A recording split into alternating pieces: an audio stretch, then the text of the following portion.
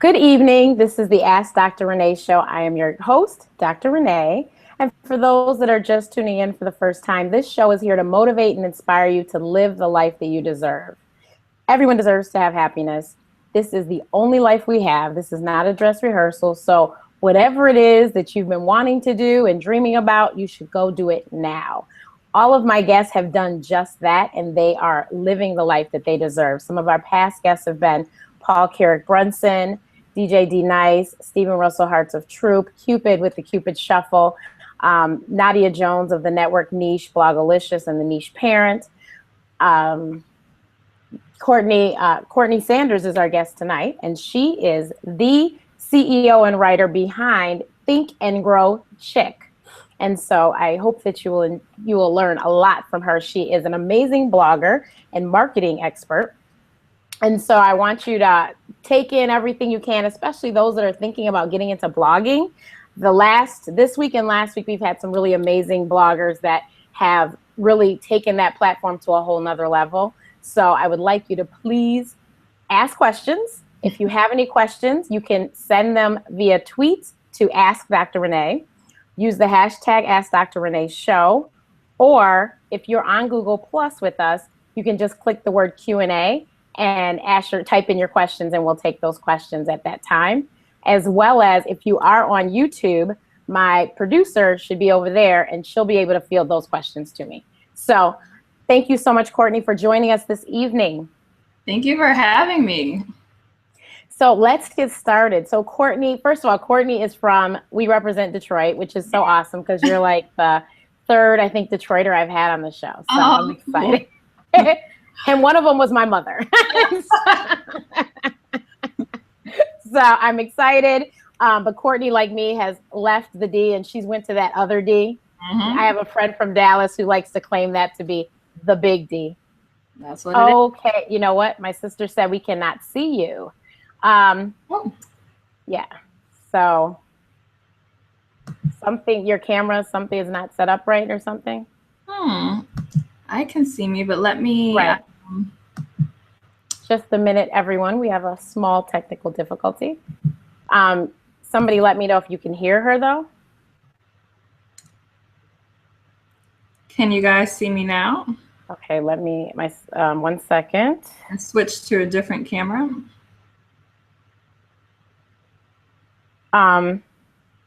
Wait. She's not responding yet. I think we're good. Hope, because I see the change. Your lighting went from bright to dim, though. No, that's why I really like using the other camera. I'm wondering, should I exit out and then come back in? That's what I was thinking. Wait 1 second. Let me see if she can see you. Okay. So, the other way around. Remember, you said you couldn't see me? They see you and not me. She looks great. Leave your camera. I'm going to come back. Okay. So don't go anywhere. You guys, sorry, one small technical difficulty.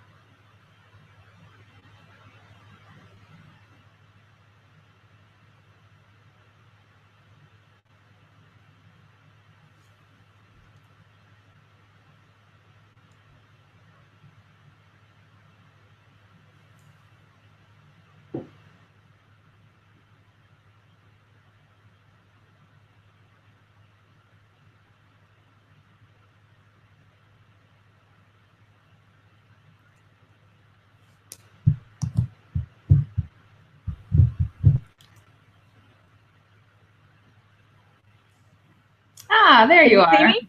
Yeah. Yay! Okay, so you guys, we will try that again. So, Courtney, so Courtney, like I was just saying, now lives in Dallas, the other D that everyone claims is the big D, but really we know the big D.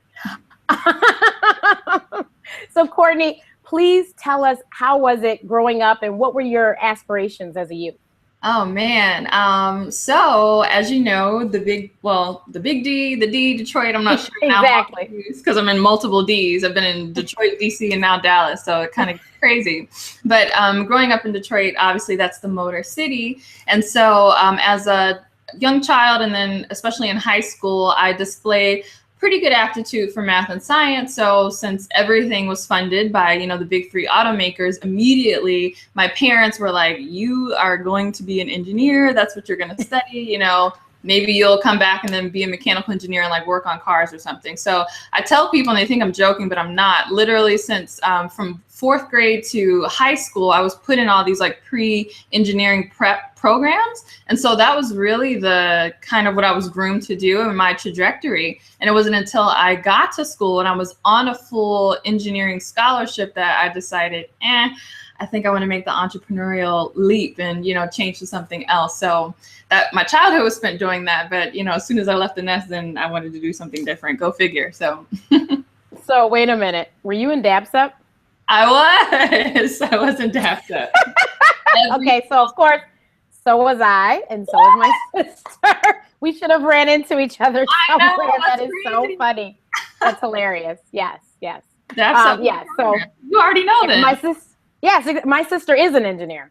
Oh. I was on the same trajectory, but yep. I always wanted to be a doctor. I was just doing chemical engineering in case I didn't get into med school right away. But I ended up changing to physiology. But yes, Detroit area pre-college engineering program is the program we are talking about. Mm-hmm. If you are in the Detroit area, please, please, please look into DAPSEP, DAPCEP.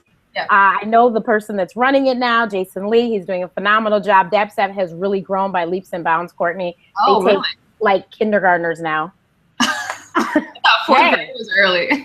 Exactly, right? And I was the first class of DAPSEP. Oh. So sixth grade is when it started, and I was in the first, and I went all the way to my senior year. That is too funny.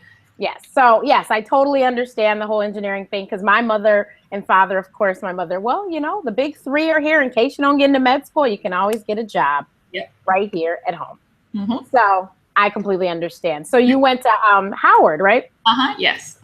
Now, how did you decide to go to Howard? Because, not every Detroiter leaves the nest. Yeah. Well, I knew for sure I was leaving the nest. I didn't apply to any schools in the Midwestern area. Like seriously, the closest school I was looking at, I think, was NYU, just because growing up, my friends and family, they say I'm kind of dramatic, and I guess I can be. So in my mind, I always fashioned that I would be this like city girl living in some big city doing fabulous things like what you see on TV and in movies. So I figured going to college was my opportunity to kind of turn that into reality and turn that into real life. But as it happened, while I was going through a DAPSEP program, my stepdad, his best friend and his best friend's wife, the husband was from Howard, had gone to Howard, and then the wife had gone to Spelman. And so kind of hanging out with them, and I kind of shadowed them over the summer, and they mentored me. They kind of opened me up to the possibility of really going to a HBCU. And I think right around that time, or not too long before, the movie with Nick Cannon, Drumline, came out. And I think all of that was like the perfect storm. I might have saw like School Days for the first time. Like all of it was just the perfect storm where I was like, I'm going to live this city girl life. Why don't I just mosey on down to either Atlanta or to DC and then try to go to either Howard or Spelman. So Howard was the one that gave me the scholarship. And so that's where I was going. I had gone sight unseen. I had never stepped foot on Howard's campus. I think I went to DC once with my parents when I was like 8, and we did the typical like go look at the White House type tour. So I never saw the city. So I remember pulling up to the dorm rooms, and I was just like amazed that this was going to be my life. So that's how it worked out. Okay, now that is different to go that far and had never ever been before. Yeah. And and for people that don't know, Howard is not in the best of neighborhoods.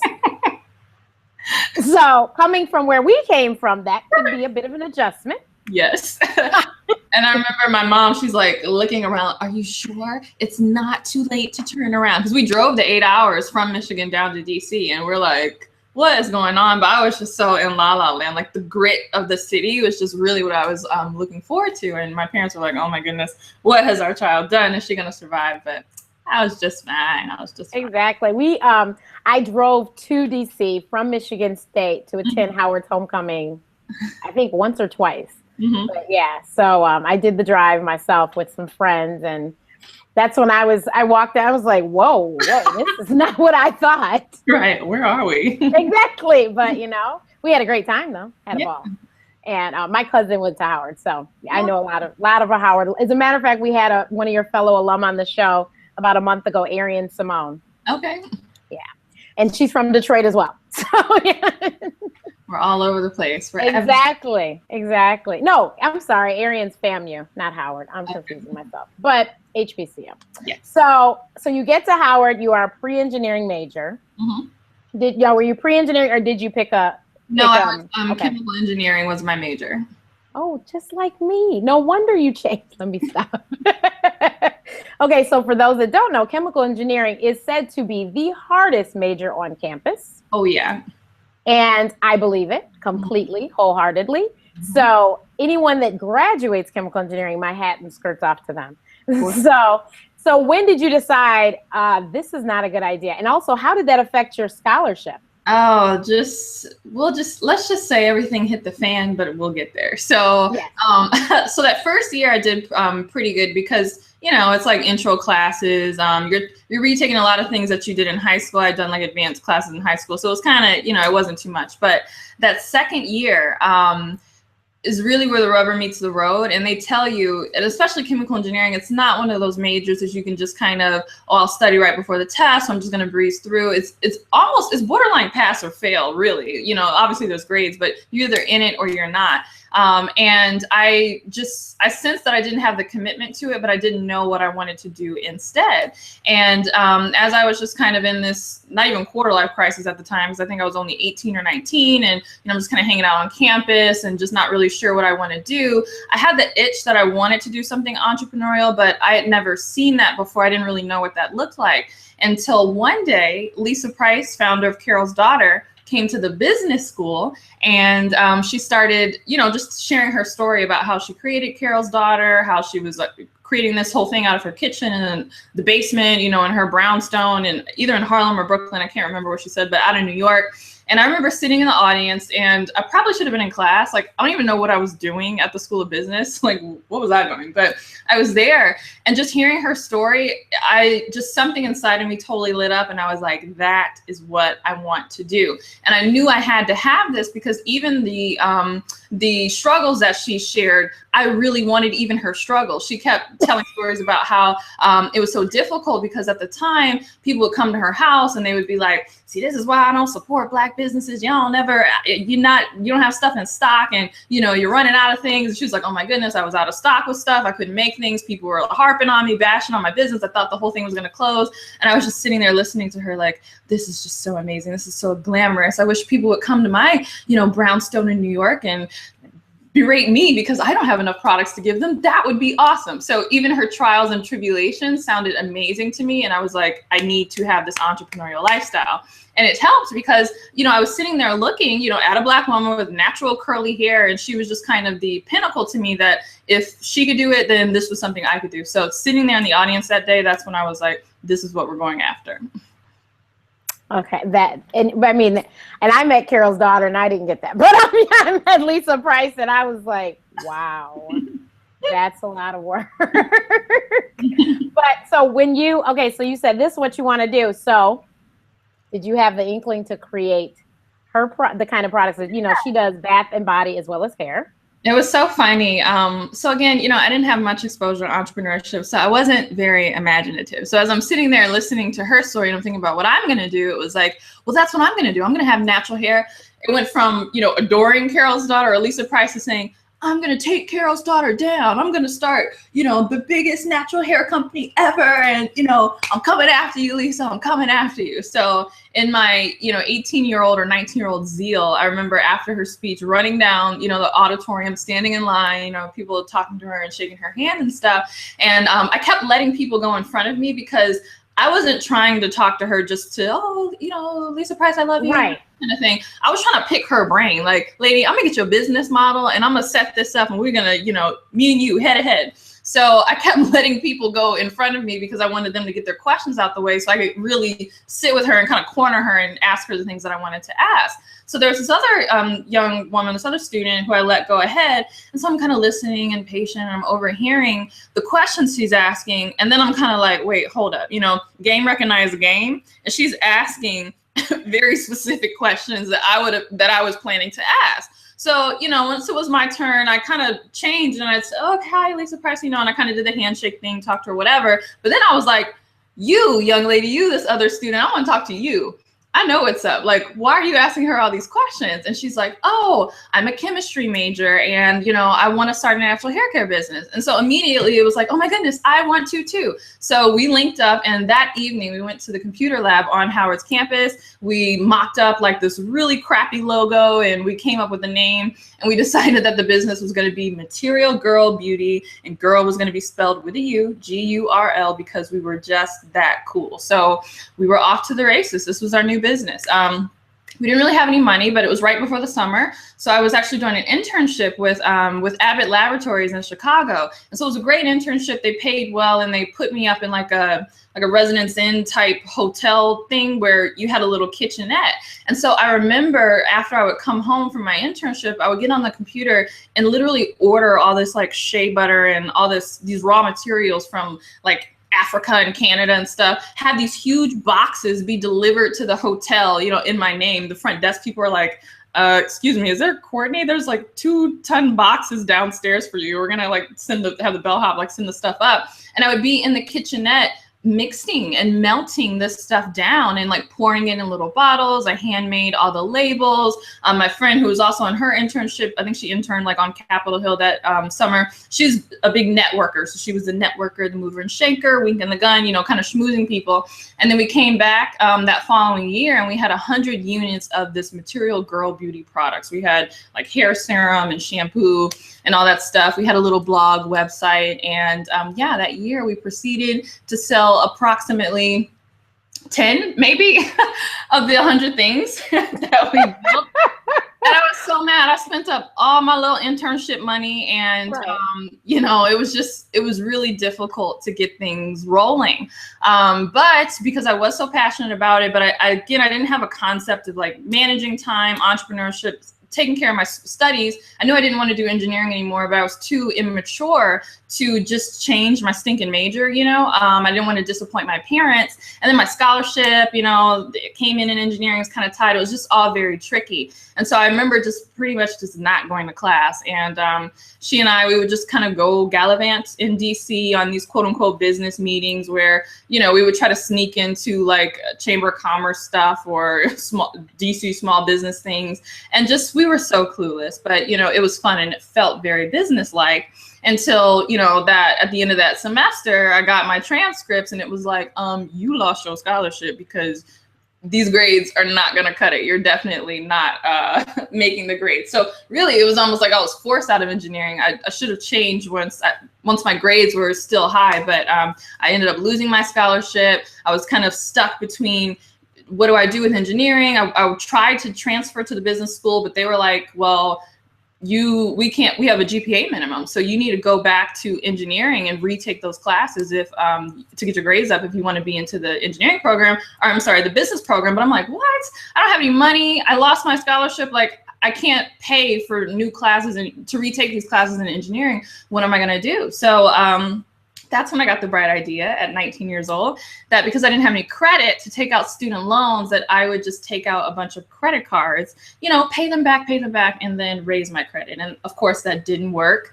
I needed the money to live and to fund school and all this stuff. So I ended up having 3 credit cards maxed out. I was on the verge of just totally not being able to go to school. There was a hold on my transcripts. There was just all this craziness going on. And it was really just a low point in my life. And I had to do some reckoning to really see what I had done to get myself there. And it wasn't so much that I was chasing the dream, but I didn't have the character and the personal fortitude to really handle the dream that I was given. And so I tell people this now on my blog, and as I coach and work with women who have really, really big dreams, everyone wants to focus on, I want to start this business. How do I need to get it done or whatever? Or they want to focus on, the methods. But I always say you need need to really get clear on the mindset. And I didn't have the mindset nor the character, not the self-discipline, the habits. I was not the kind of woman that could steward the dream that I really felt that was given to me. And so as I was doing all this soul searching and I was really trying to figure out how I was going to get back in school, someone had pity on me, and they sent me to a conference for women entrepreneurs, and there was like a little cohort of female students from different HBCUs that had the opportunity to go.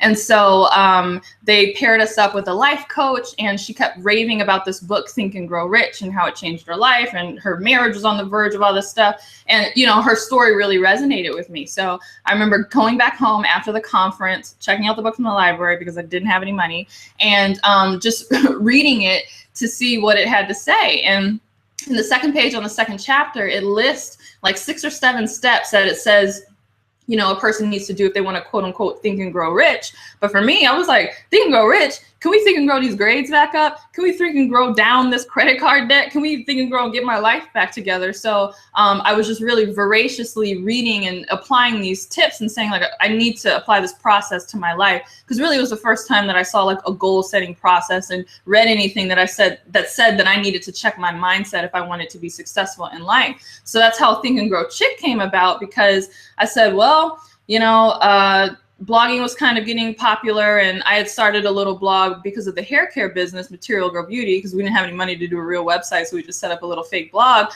So I said, well, maybe I'll start a new one, and I'll just be the Think and Grow Chick, and then hopefully I'll just get a handful of readers who I can declare my goals to publicly, who can hold me accountable as I dig myself out of this mess with school and kind of get my life back on track. So, you know, in the midst of doing that, I kept getting comments, and, you know, other women were saying, oh my goodness, I'm going through the exact same thing. And, you know, my journey over the years, I've been doing this since 2009. It's really blossomed into a community of women who are all ambitious and kind of going after things as well. So it's crazy how that all happened. But, you know, I guess I should write Lisa Price a letter and thank her for giving me the inspiration to start all. Right. Definitely, definitely. So so when you were running through all these troubles, when did you eventually graduate school? So I actually I transferred out of Howard, like, when was this? In 2010 or something like that. I was waiting tables. I was like, oh my goodness, I don't know if I'm going to be able to get into school. I didn't want to go back to Michigan. I wanted to stay in the city. So I remember sending my transcripts out, and I sent them to the University of District of Columbia, which is like down the block from Howard. And I don't even know how they got my transcripts, because literally Howard had a hold on them from all this money that I owed. Exactly. But miraculously, they got my stuff, and I kind of like slid through under the radar. And so it was at that point that I made a promise. I was literally like thanking God, saying like, I am not going to mess this situation up. So from 2010 to 2012, I worked my butt off. I was now a marketing major, and I graduated summa cum laude, you know, with a marketing degree, and we kind of turned that whole thing around. And I paid off on my credit card debt on top of that, you know, on a college student budget. But it was through a lot of the personal development principles, money management principles, this kind of mindset, this whole holistic person stuff that I was learning in the books that I was reading. I really apply that to my life. And truly the students that I had the opportunity to work with while I was on campus, and just kind of like helping all of us like empower ourselves and each other to succeed in the way that we wanted to succeed. So with the marketing degree, what was your thought now that you were like, okay, that didn't work out with the hair product? So what was your thought with the marketing degree? What were you going to do when you grew up? It's so funny how all this stuff works together, because that same conference that I went to that year, where I met the life coach who talked about, you know, Think and Grow Rich, and kind of set me on this path, I kept in touch with the administrators, and they kind of saw what I was doing with Think and Grow Chick, and, you know, the blog and everything. And so they asked me we sat in meetings in DC, and they asked me to come back, and they said, well, this program where we collect a handful of women's or female students who are interested in entrepreneurship for this conference, we want to continue this. And so would you be interested in creating like, you know, program development basically that we can use on a yearly basis? And so I knew nothing about this. I remember like calling my parents, freaking out, because it was a huge organization in DC. I'm not sure if you guys are familiar with WeBank. It's a Women's Business Enterprise National Council. WBENC. And so for them to ask me back, I mean, we were talking like a $70,000 contract, like huge, you know, and I'm like 21 or something like that. So I ended up putting the stuff together. And then that year, I think it was kind of, you know, around the economy, and some of the sponsors pulled out. So they ended up not being able to do the program, but they were very interested in having me do it. But that sparked something in my mind where I said, people really need to hear this kind of personal development stuff, this motivation, this empowerment, these tools to learn how to be the kind of person that can create a dream and make things happen. And especially women need to hear that. So, you know, even though the deal didn't go through, if a large organization like that was so interested in what I was doing, to me, I was like, this can be something. This is going to be a business. So even with a marketing degree, as I was graduating, I always had it in my mind that this was going to be my new ticket to entrepreneurship. I needed to be able to figure out how to make it happen and to recreate that and make it real again. So, so then when that didn't work out, where did you land after that? So I got a job with the federal government doing banking and finance and, you know, traveling and doing all that stuff. It's actually still what I do currently now. So that's been really good. It is a great job, was a great job, especially coming out of school. And I really enjoyed it because as a person who is passionate about personal finance, it gives me the opportunity to do a lot of personal finance stuff out in the community in addition to my work. But yeah, so as I kind of work on that and then continue to grow Think and Grow Chick into the original dream that I graduated with. So that's where we are now, just kind of balancing, you know, these two things, waiting for Think and Grow Chick to get to the point where we can totally take off. Love it. That is awesome. So in the midst of all this, what did your parents say? What do they say, or what did they say? What did they say then? Because, Oh, you know, you had to leave one school to get to another. So what did they say? It was just insane. But I will give my parents credit. It was a lot of kind of like biting of the lip type thing. Like I would talk to them and they would I could tell, you know, there's a lot of tension and they're like, okay, are you sure about this? All right. What's your plan? How is that going to work out? Okay. You know, let us know if you need anything, that kind of thing. So it was really embarrassing and just kind of, you know, working it out. But I mean, now they're like, we can't believe you did this. And, you know, now they're like, oh my goodness, our daughter wrote a book and she's doing this thing. And they're telling people about, you know, my brand online. My own mom, I'm working with her now to kind of create her brand or around, seriously, around, because she's always been great at relationship advice. So, you know, setting her relationship advice brand up, and now she's thinking about writing a book. And, you know, now they're very invested in what I'm doing. They're like, hey, can you help us do what you did as well? But at the time it was just kind of, I don't think they had a frame of reference for it. Exactly, because it was so new. Yeah, you know, so they were very nervous, but I'm glad they hung in there with me. Well, that's good.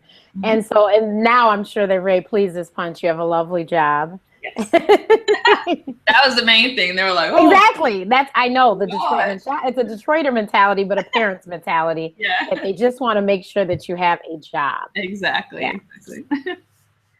So we have a question. How do you divide your time between both your job and your Think and Grow Chick? Yeah, I would say that's like the number one question. And I keep saying this, but I'm gonna seriously do it. I'm gonna have to like do like a webinar or something, because this is literally the number one question.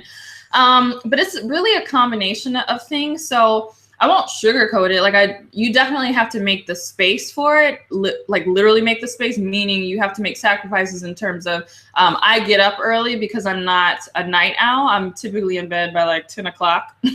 Like we're just out, you know, even in college, I was never a person that could stay up late. I would go to bed at 10 and then get up at 2 a.m.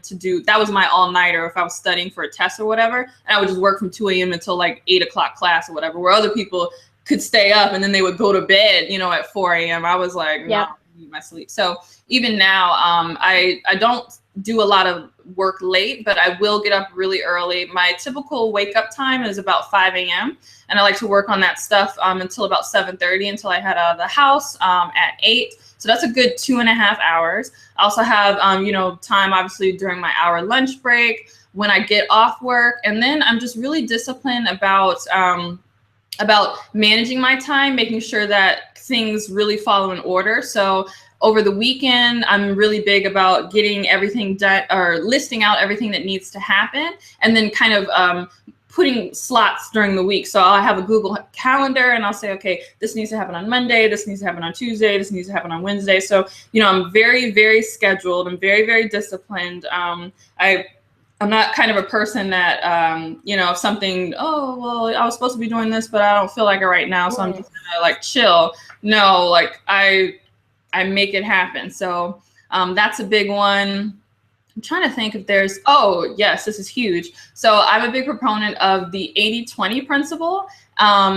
And the concept of the one thing. I'm not sure if our viewers are familiar with the book called The One Thing by Gary Keller and Jay Papasan, but I highly suggest that you read it if you're a person that juggles several different things and you want to make it happen, because the book teaches you to focus on the one core thing that's really going to move the ball forward. And it's very similar to the 80-20 principle, which is basically that 20% or so of what you do on a daily basis produces 80% of the results. So a lot of us focus on these little things that don't create results in our life, when really if you would just focus on, you know, that 20%, then you would get the majority of the results without having to do as much work as you think you do. So a lot of people have the mindset, they get very overwhelmed because they're like, oh my goodness, to start a blog and to run a business and do all this stuff, and then I still have to go to work. And not to say that it isn't work, there are lots of things to do, but I'm very clear on what are the things that are gonna move the ball the furthest, that are gonna give me the biggest bang for my buck, and then I make space for those things. And then the little things that,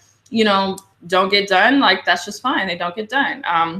Also, I spend my money on things that help me have more time to do this. So I'm a big thrift shopper and vintage shopper, TJ Maxx, sales, consignment, because I don't spend a lot of money on, you know, expensive designer clothes. I'll buy them used, but then I have a housekeeper, you know, that comes once every 2 weeks to make sure that the house is together. Or I'll spend money on prepared lunches. I'm not sure if you guys are familiar with Snap Kitchen, but it's a great concept here in Texas where they have chef prepared meals that you can just pick up and then take with you. So, you know, people would look at that and they're like, I can't believe you have a house cleaner. I can't believe you have chef prepared meals. But it's like, well, I'm not spending a bunch of money on really expensive clothes because I'm very focused on making sure that my goals and my business are taken care of, and I need the time. So, you know, if it means paying someone to clean my house, it's 4 hours on a Saturday that I literally can go to the coffee shop and get my stuff done. So, you know, it's just a mix of different things that allows me to get it all done. I completely understand. And people also don't realize how it's not that expensive to have someone clean your house every other week. It's not that expensive. You can go to Angie's List and find somebody. It's just not, you know, and when you weigh, you're like, when you balance how much time versus the amount of money, it's like, this is a no-brainer. It's, you know, I can knock this out instead. Yeah, that makes perfect sense. So, so Think and Grow Chick, you said, so you started in 2009. So back in 2000, so that was around when Twitter started. So what did you use as far as social media to get people to actually know that you existed on the internet? Twitter and YouTube, hands down, were the biggest ones early getting started for my growth. I'm not sure why Twitter just worked for me, but I think it's because I'm more of like a word person versus a visual person. Now I'm learning to pivot because now we're, you know, in the era of Instagram and Pinterest. Yeah, things are very visually oriented, but in the beginning, especially with blogging and with Twitter, things were like word oriented, and I like to speak, to talk, to give advice, that kind of thing. So I was just a natural at Twitter, and I was really good at building relationships on Twitter. So in addition to just blasting my stuff out, I was actually making friends with other people in the space, and just through those friendships, they were able to tweet my things out as well. So that really, I was able to use to leverage Twitter in the beginning, and that really kind of helped me take things off. And then YouTube as well. Yeah, I was early on Twitter as well, and have been able to do great things with Twitter. So yeah, people underrate Twitter. Don't underrate Twitter. Yeah, so your blog, because you started so early, is it a WordPress blog? Yes, it is. I actually started on Blogger. I knew it. Okay. I did. I actually have a picture on my Instagram if you want to like check out the original thing and go check how it looked. It was just a basic, you know, Blogger blog, but I think maybe about a year into it, or even 6 months, because I was just learning a lot of different things. And I'm kind of techie. My father is a computer engineer, so I grew up. I always joke with people. I say like we were the first people in our neighborhood to have internet, which may or not be true, but I believe it's true because We had internet early. But yeah, so I've always been around technology, so it wasn't difficult for me to kind of get in there and be like, oh, I'm going to convert this to a WordPress blog. So based on the reading, I figured that WordPress was going to allow me to grow in. My blog wasn't at a place yet where I needed WordPress, but it would allow me to grow to that point. And even now I, teach blogging courses, and people always ask me, oh, should I do WordPress or should I do some other platform? And I always say, you ultimately have to decide what's best for you, but I love WordPress and I'll always be a big proponent of them because it's so expansive, the different things that you can do once you get to the level where you want to take advantage of those things. And I just hate for people to build these big brands and then they're like, oh, how do I do this and how do I do that? And they're very constrained by the platform that they originally started the blog with. So I am a WordPress girl. I am too. And my other thing is, besides the expansiveness, is also it's not hard. Yeah. Even though, because I took intro to, I'm a little older than you, but I took intro to HTML. That was one of my classes, my second to last year at Michigan State, I think. So I actually learned code. So okay. I knew how to do that. And then once they started coming up with all these things that were so simple, you just click and pull this here and put that there. I was like, well, what do you need the code for? I know. It's simpler, seriously, than when I first started. There are themes where you can literally, within WordPress, where you can like drag and drop stuff now. Right, exactly. And but I will say, even with the current theme that I have now, because I did know code, I could go look at someone else's and then I could pull the code and stick it. And so I knew, how to make that feature show up on my site because I knew how to read it. So it was helpful, but WordPress to me, for people that don't know anything at all about blogging or anything about the internet, WordPress to me reminds me of Microsoft Office products. It's very quickly, you can easily click and plug and play and just, do what you need to do. And I always tell them the plugins are the best. Like, you don't have to work so hard. Plugins will take care of everything. These are all really great tips for anybody out there that's thinking about starting a blog. These are things you need to know, and you should really pay attention and write these things down. But the plugins, I tell them, they're like apps on your phone. There is a plugin for that. That's the perfect analogy. I would say the apps alone are worth going to WordPress, literally. Exactly. Yeah. There's so many, and I mean, just like when I'm sure yours the same way. As soon as I write a blog post, it immediately is sent out to my LinkedIn, my Facebook, my Twitter, and I don't have to think about it. It's just done. Exactly. And people are like, well, how? Because I've done several different sessions on Periscope about blogging, and people are like, well, how do you get people to read your blog? And I said, well, if you use WordPress, you have the plugin, and it goes out to the audience, and then you just pray somebody sees something they like, they'll retweet it, and there you got somebody new that didn't know. Yep. So yeah, it's just WordPress is the best thing ever.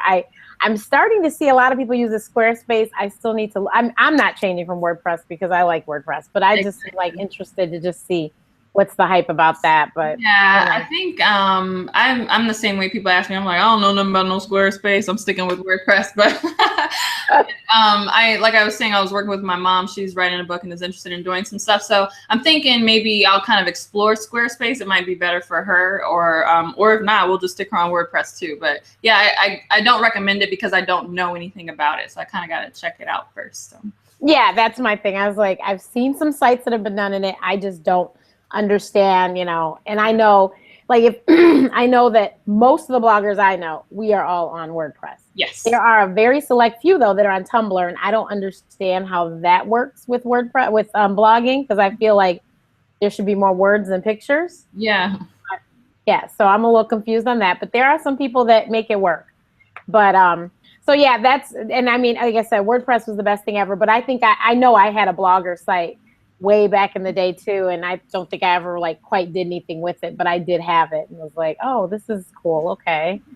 And yeah, like I think I thought it was going to be my online journal, and then I was like, I'm not putting my business in the street. So I just scratched that crazy idea. But so can you talk about, like, what was the first webinar you did, or the first course you did? I know I've heard you talk about your first event, so I would like you to eventually get to that. But what came first? Was it an ebook? Was it a webinar? The ebook came first, and yeah, because it was right. I finished it right around the beginning of this year, 2015, so January. So I was kind of under the gun because I wanted to get it out while people were still in that, you know, New Year's resolution high, because it's a goal setting workbook to kind of help them get that together. So I put that out first, and that was really well received. And then also in January, because I am big on character development and habits and discipline and being the kind of woman you need to be to make that dream that you say you want, you know, come true. So I did a self-discipline challenge at the beginning of January. And I'm trying to think if that came before or after my Leak webinar. It might have been before, I'm not sure. I did 2 of my first webinars in January using Google Hangouts. One was the self-discipline challenge, where I spoke about my own struggles with self-discipline and kind of how I taught myself to have more self-discipline and gave some recommendations. And then it turned into a 21-day email challenge. And then also at the very end of January, I interviewed Myleik Teal, who's the CEO of Curlbox.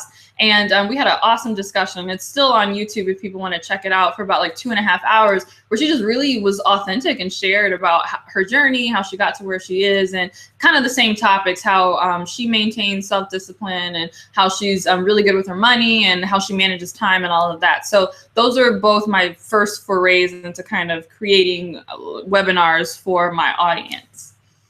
Okay. And your in your ebook, is that still available as well? Yes, it is. It is. So people can download the e-copy off my website. So just thinkandgrowchick.com. You'll see like a tab in the navigation bar that says book, and it's also in the sidebar. You can get that. And then if you want the hard copy, which is like this, looks like this, then you can get that on Amazon. You can just type my name, Courtney Sanders, or Think and Grow Chick, and then it'll pop right up. I will have her her book in my Amazon store available. Yeah, so we can get that taken care of. So you have the ebook, you have the webinars. So please tell us about your live event.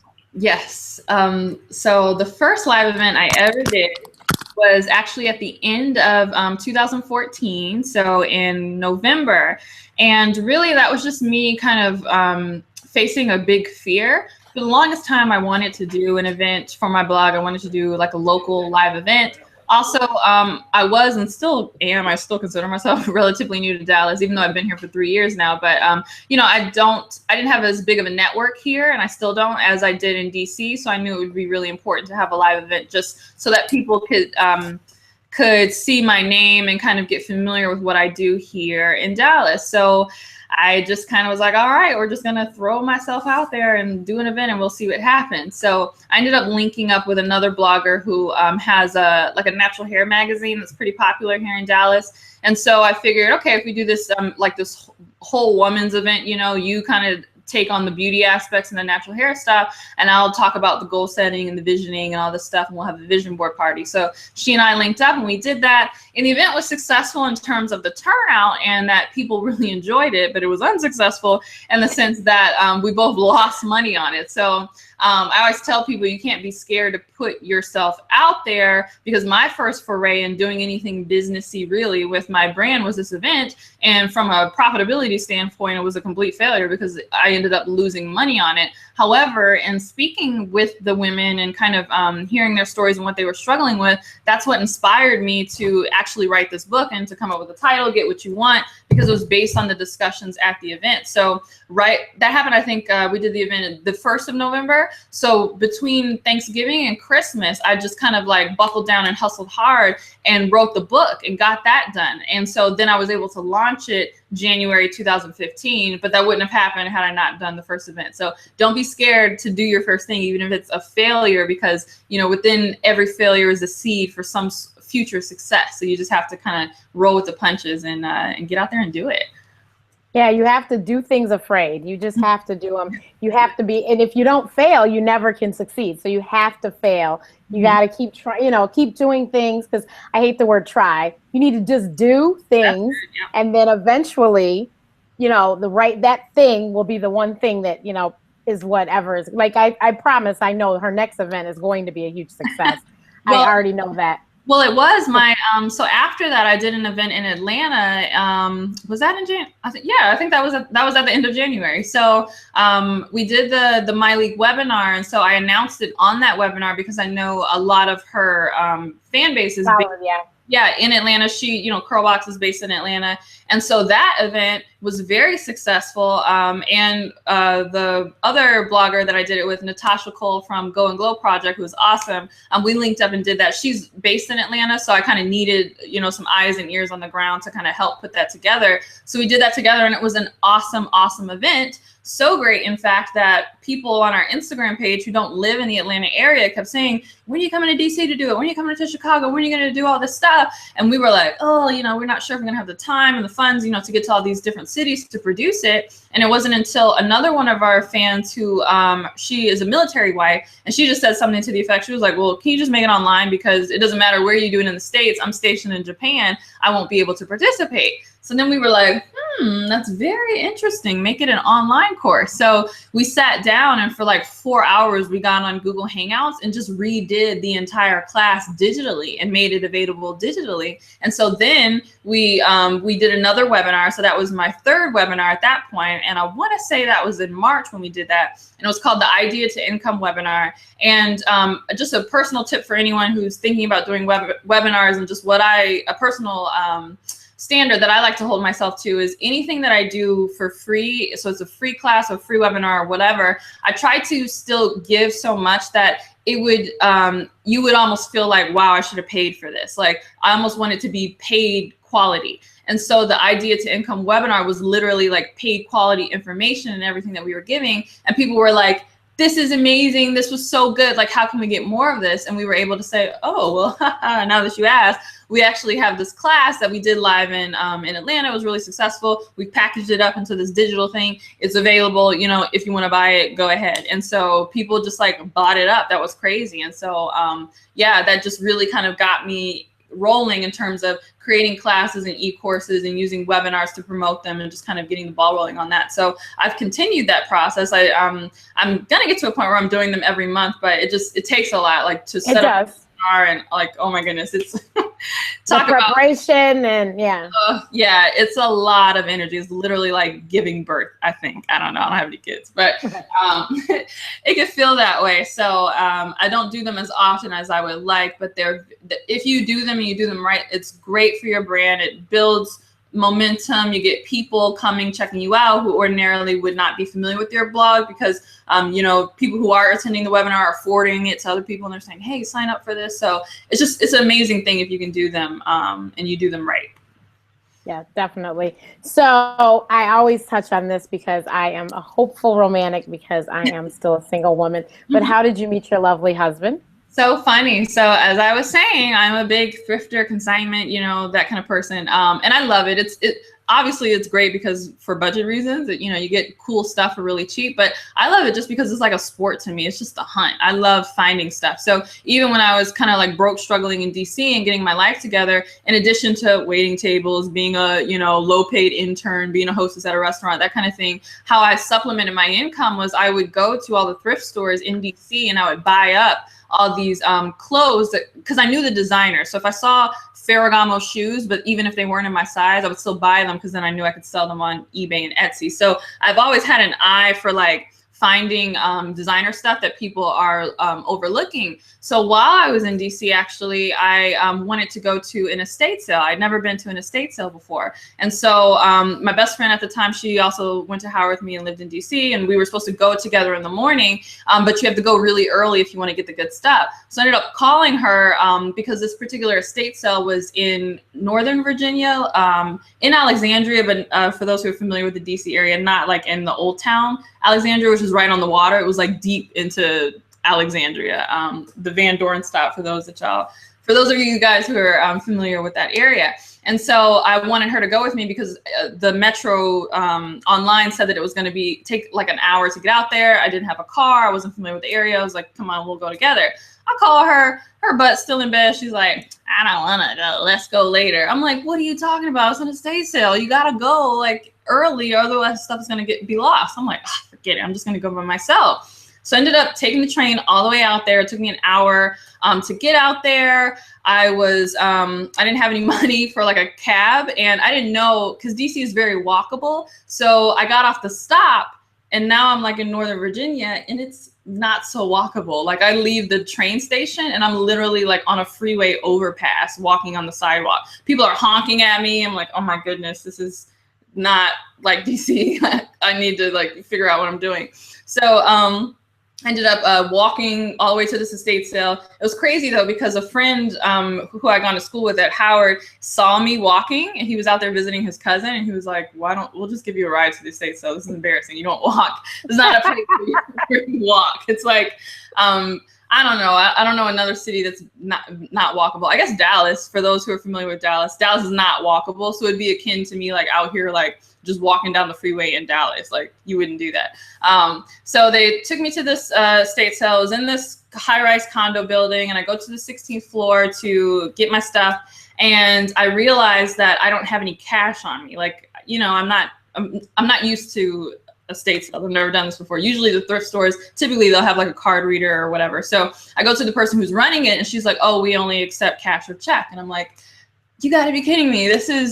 I did all this. I took an hour on the train. Someone had to give me a ride. This is like, I got up early. This is just a joke. I'm leaving. So as I'm leaving to get to the elevator, and in this particular building, it's typically like older people, like people in their 60s. And, you know, unfortunately, the estate sale was actually for the estate of an older woman who had died, and the family was selling things. So this isn't a place where you see like a lot of young people. It was, you know, an older building. So as I'm walking to the elevator, I see this guy, just like the profile of him. And, you know, he looks cute, at least from the back, but I'm kind of surprised because I wasn't expecting to see someone like in his age group in this building. It's like old people. So I'm thinking like, is he visiting his like mom or his grandmother? What is this guy doing? So I get to the elevator bank, and as I hit the button and I'm waiting for the elevator and I'm sitting there, I'm kind of, you know, looking at the corner of my eye. I'm really hoping that he'll bend that corner before the elevator comes, because I just want to see what he looks like. So the elevator comes, ding, you know, the doors open, and then boom, he turns the corner. I'm like, yes, you know, secretly. So we're in the elevator together, and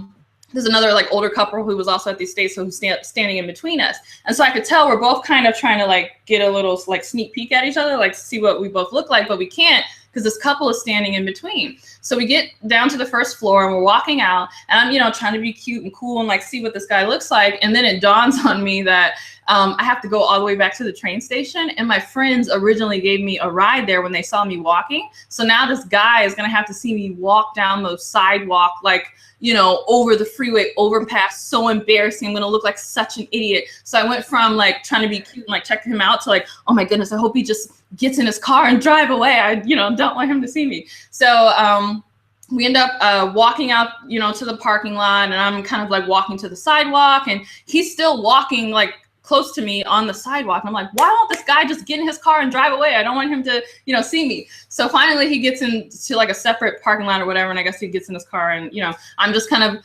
walking down the street, you know, just college girl with no car. It's cold outside. I think this was in December, or no, it was the beginning of January. And, you know, this car pulls up, and the car window rolls down, and it's that guy from the elevator. And he's like, hey, did you park like in a different lot or something like that? And I was like, no, I kind of walked here. And he's like, what? No one walks. How did you walk here from the train station? It's so far. And I'm like, well, you know, like my friends get, and he's like, well, I'm going that way. Just, you know, I'll give you a ride. So every time I tell this story, you know, my mom, she was like, I can't believe you got in the car with a stranger. So telling y'all who are watching this, do not try to recreate this experience. Do not get in cars with strangers. I was a silly, you know, 21-year-old at the time. I'm like, oh, it's broad daylight, you know, life is great. What? I don't know why I got in the car with this man, but I did. So we get in the car, and you know, we have this great conversation. He's telling me, oh yeah, I moved here to DC for this. I work here, whatever. I work in Silver Spring, la la la. You know, life is great. And so we get to the train station, and this was actually right before Obama's inauguration. So, you know, I'm like, oh, well, I don't want to leave the estate sale with nothing, right? You know, I didn't have any cash and I didn't buy any clothes, but you know, I at least need to walk away with this guy or like get his number or something. But you know, I was taught never to ask for a man's phone number. I'm a lady, you know, I'm not gonna do that. So I'm trying to think quick, like something that I can say before I have to get out of this guy's car and get back on the train station. And so this was right before Obama's first inauguration in 2009 in January. And so I'm like, yeah, so are you coming into the city like for any of the festivities for Obama's inauguration? And he's like, oh yeah, my best friends from, you know, college in Colorado, whatever, they're flying in and we're gonna do all this stuff. And I'm like, yeah, well, you know, I live in the city. I live off, you know, Howard's campus. So, you know, you should call me when you get into the city. So we exchanged numbers and then ended up hanging out. And then ever since then, we just like were an item. And so when I got my job here, he was still working in DC and I, you know, had to come here without him. And so I came and I was working and then he would fly in and visit me and, you know, kept interviewing for different jobs here in Dallas. And on his first interview, he got the job, ended up moving here in Dallas in November. And then he proposed in June. And so we got married in January of 2014. So it'll be 2 years. In January, okay. Yeah, 2016. So that's my story. That is wonderful. Wonderful. I love it. I love it. That was very cute. Yes, that was crazy. I'm sure your parents love him dearly now. Yeah, they do. But they're like, we can't tell anyone this story. We don't want crazy college girls getting in the car with strange men. I'm like, I know. It's just, you taught me better than that, Mom. You taught me better than that. That is funny. That is funny. So I was going to ask how you got to Dallas. Now I know because of the job. That's how you got to Dallas. I gotcha. Well, that is wonderful. Please, I know you just recently had a webinar, right? Yes, I did. Yeah. So when's the next one? Let us know. Or where can they go look to make sure that they're on the list to get the email about it? Yes, for sure. So make sure you go to my blog. Actually, though, if they want to sign up directly for my email, then I encourage everyone to go to thinkandgrowchick.com. So just how, you know, the URL. Yep, it's right there. thinkandgrowchick.com/free course. So FREECOURSE, thinkandgrowchick.com/free course. That'll take you through a 3-day mini course training where I help you get clear on your vision and go through some of the activities that I actually do in my book. And once you jump on that and go through the course, you'll also receive other emails from me, kind of giving you different bonuses and letting you know when the next webinar is going to be. So that's the easiest way to get on my email list. And then I also just encourage people to follow me on Instagram because I always post what I'm doing on Instagram. And my handle there is thinkandgrowchick. So Instagram and Twitter, they have like a certain amount of letters that they allow you to use. So I couldn't spell out A and D, but it's just think and then the letter N and then grow chick all, you know, together. And that's my handle. Thank you so much. I'm sure that there will be a lot of people that will definitely take heed and pay attention because this is some great information. And the book, like I said, I will make sure it's in my Amazon store so everybody can go to that. I will put all the links in the box below. Mm-hmm. And if anyone wanted to email you, do you have an email address you want to share with them? Yes, they can email me, Courtney at thinkandgrowchick.com. So that's it. Yes. So email her if you have any questions. Of course, you can tweet her. She has a Facebook fan page as well. And you can definitely keep in touch with her and find out what's going on and learn so that you can learn all these wonderful things that she, you know, learned from the book Think and Grow Rich and all the other self-help books that she's read. Yes. But her blog is really good though. So please do check it out. And if you subscribe to the blog, it's pretty amazing. But thank you so much, Courtney. I appreciate you because I know it is getting close to your bedtime. But I completely understand. I, on the other hand, the other way around. I'm the night person, not the morning. But everyone, next week we will have Junior from the Steve Harvey Morning Show, and same time, same place. If you were inspired or motivated by anything that we said tonight, please feel free to reach out to either one of us. You can follow me, of course, at Ask Dr. Renee on all social media platforms. And you can email me at info@askdrrenee.info. But you can also put a comment in the YouTube box, and I do reply to all those comments on YouTube. You can tweet me or whatever. And, of course, every evening at 10 o'clock Central, usually we have Renee's Remedies over on Periscope. And I talk about whatever is on my mind that day to talk about with you guys. And then, of course, every week we are here with Ask Dr. Renee Show. So I look forward to seeing you all next week. Thank you so much again, Courtney. You have a fabulous evening. Thank you so much. Bye.